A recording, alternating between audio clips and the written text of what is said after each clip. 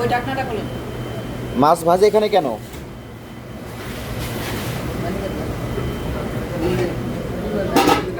সালাদ রাখছে, বাসি সালাদ, বাসি মাংস।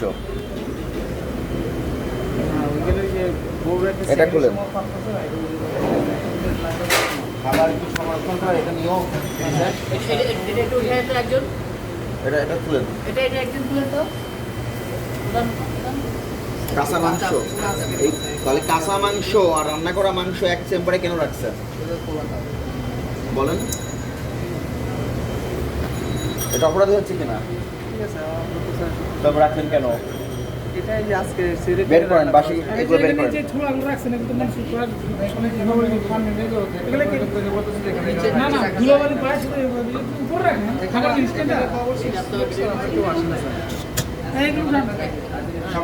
রান্না করা খাবার আর হচ্ছে কাঁচা খাবার একসাথে রাখা। যেমনটি দেখছেন এখানে দর্শক, রান্না করা খাবার এবং কাঁচা মাংস এবং মাছ যেগুলো রয়েছে সেগুলো একই ফ্রিজে রাখা হয়েছে। ভোক্তা অধিকার যে টিম রয়েছে তারা এই বিষয়টিকে নজরদারি করছে।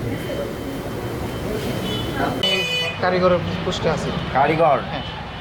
আচ্ছা, আপনার হোটেলে রান্নাঘরে যে পরিবেশ দেখেছি আমরা, আপনি তো সঙ্গে ছিলেন, জি। কি কি অপরাধ পাওয়া যাচ্ছে এখানে? এখানে তো স্যার তো প্রতিনিয়ত এগুলো আমার মুরগি থাকে না, ওই গত কি কি অপরাধ পাওয়া গিয়েছে ঠিক আছে, পয়েন্ট করে বলেন, বুঝতে পারছি। ব্যাখ্যা চাই নাই, অপরাধগুলো জানতে চাইছি। ওই কি রান্না করা মাংস ফ্রিজে পেয়েছেন, হ্যাঁ। কাঁচা খাবারের সঙ্গে কি, হ্যাঁ, আর আর ওই যে গতকালকে মুরগি ছিল বাসি খাবার পাওয়া যাচ্ছে, ছিল, হ্যাঁ। তাহলে এগুলো অপরাধ। পরবর্তীতে এগুলো সংশোধন হতে হবে। জি স্যার। ভোক্তাধিকার সংরক্ষণ আইনের 43 ধারা মোতাবেক এই অপরাধে 1 লক্ষ টাকা অর্থদণ্ডের বিধান আছে, 2 বছরের কারাদণ্ডের বিধান আছে অথবা উভয়দণ্ডের বিধান আছে। আপনি আপনার দোষ স্বীকার করেন?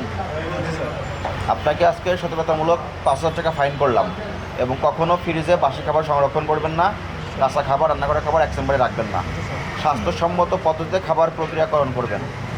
ঠিক আছে? জি স্যার। জরিমানা দ্রুত প্রস্তুত করেন।